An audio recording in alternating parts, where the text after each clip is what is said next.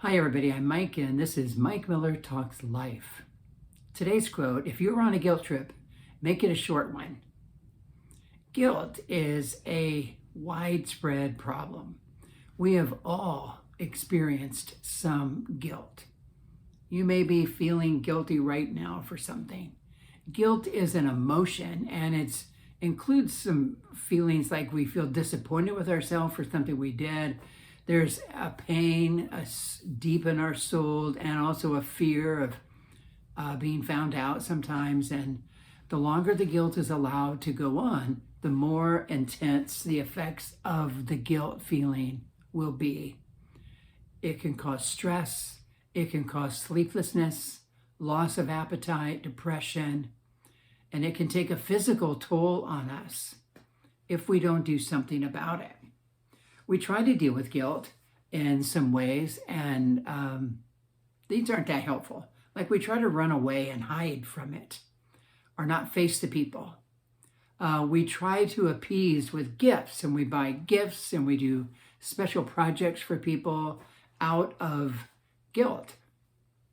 We try to bury the guilt, ignore it, repress it, or we try to redefine right and wrong so that what we did wrong is no longer wrong, so we shouldn't feel guilty. But we continue to feel the guilt because these kinds of responses do not really take care of the guilt problem.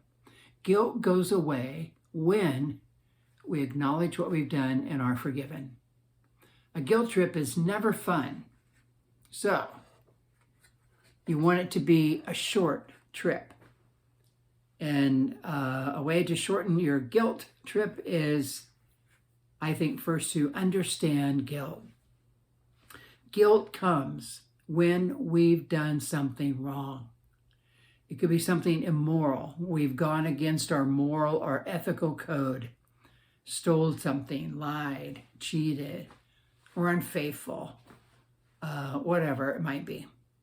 Or it can be something illegal where you actually committed a crime, broke the law, something irresponsible, and it caused damage and hurt to other people. And the goal of guilt is not just to feel bad. The goal of guilt is to lead us to make a change. So if you indeed did something wrong, you feel guilt, you have to investigate. What did I do wrong? And then, once you discover that, here's a simple little plan to help you. You have to admit it, confess, go to the person or people, if it's more than one, and confess to them, I was wrong, I did, and say whatever it was. And it's really good to be real specific, to the point. Don't give a lot of explanations or any of that.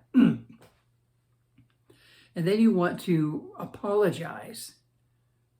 I am sorry. Will you forgive me? You need to apologize and ask for forgiveness. And then you need to make restitution. Try to make it right. And the best way to know how to make it right is to ask the people, what do I need to do to make this right? How can I make this right? And give them opportunity to say. And then you want to change your behavior. You don't want to keep doing what you did. So you come up with a plan so that you don't do it anymore, and you try to investigate what was driving you to make that kind of a choice that was wrong. This approach gives you a clear conscience. You can look at the wrong and know you did everything you need to do to make it right. And hopefully they will offer forgiveness.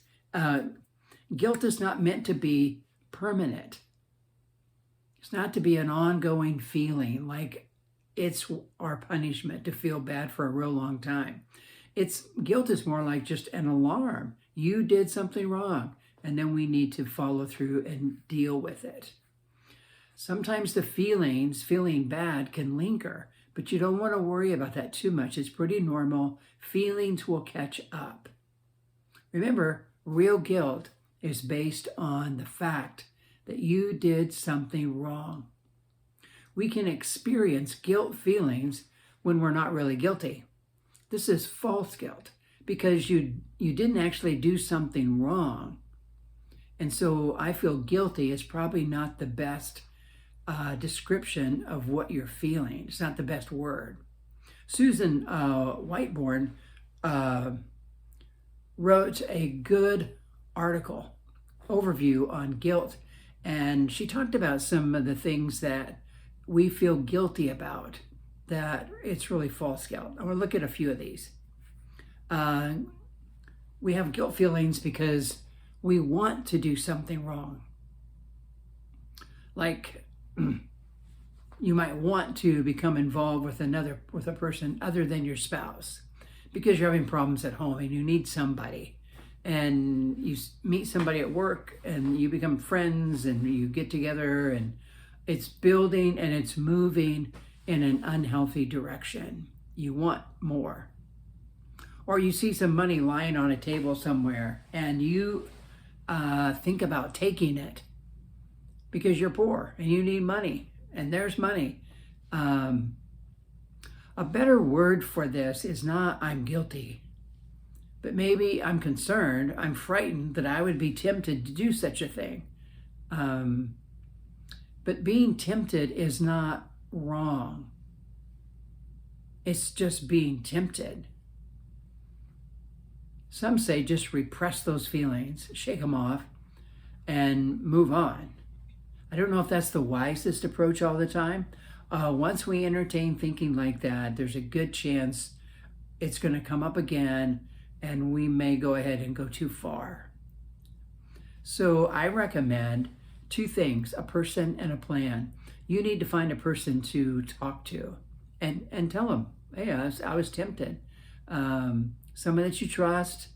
It could be a friend that's pretty mature and can handle this information. Maybe a priest or a clergy or even a counselor, just to say it. But a good trusted friend is probably the best choice. And then the plan is, how can I make some adjustments so that I don't fall into that? Thinking it, being tempted to do it, are not wrong. So if you're feeling guilt because you were tempted, it's a false guilt. It's not real guilt because guilt is about doing something wrong. Sometimes we feel guilt. We have guilt feelings because you think you did a wrong thing. If you think you've done something wrong, you can experience almost as much guilt as if you had actually committed the act. This is sort of like magical belief or thinking that you can actually jinx people by thinking about them in a negative or hurtful way.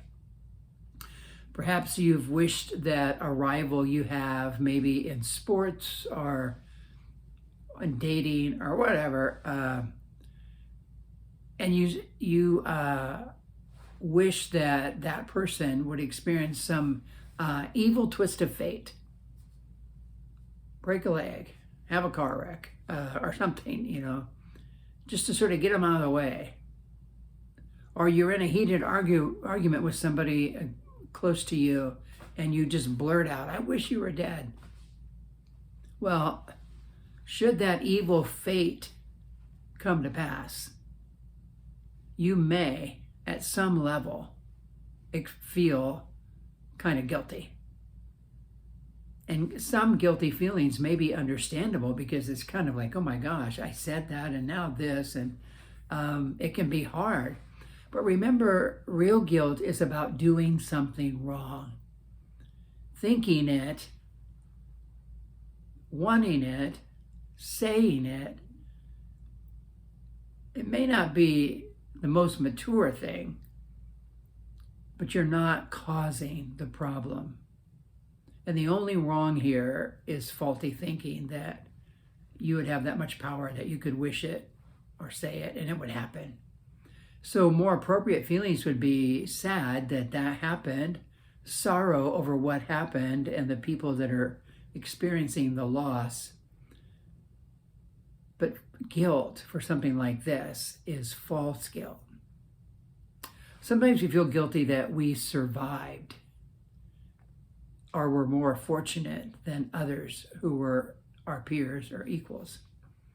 I have talked with veterans who have come home from war, and often they'll talk about they struggle because they have friends who were killed and they were not killed and they got to come home. And their question is always the same: why me and not them? Or somebody in your family gets COVID and you don't, they have underlying health risk, and so it's pretty dangerous for them to get sick like that. And you ask, why them and not me? Or there's an auto accident and you survived and others didn't. Why them, not me? This is a tough question because it can't really be answered adequately. There's things in motion here that we're unaware of. We don't know anything about it. We cannot answer that question very well. We're sad at the loss. We're confused by how things worked out. We're grieving. I recommend that we let this grieving process run its course.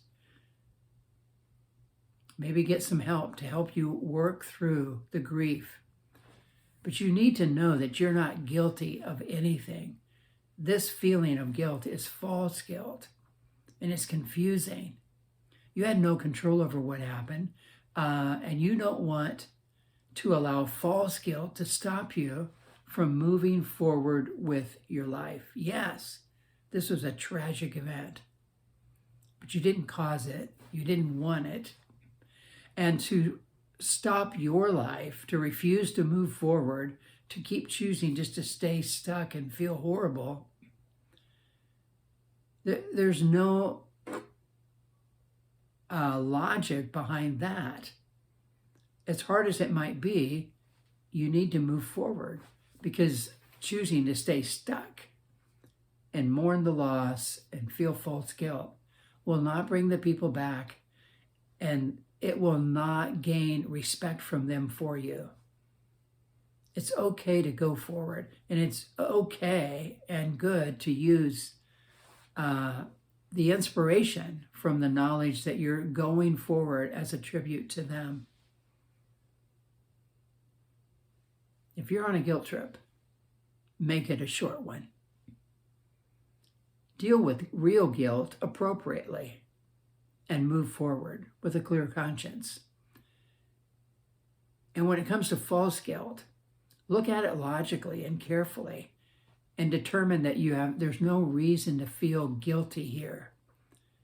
Other feelings are probably better descriptive of how you're feeling, and they'll give you clarity on an action point. And there are many other things that we feel guilty about. Parents have a special brand of feeling guilty over things they shouldn't feel guilty over. Sometimes when we're trying to help people, we feel like we've never done enough.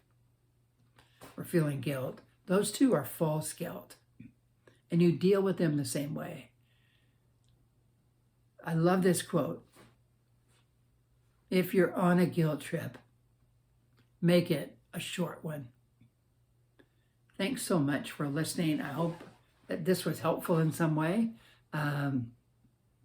Maybe some clarity.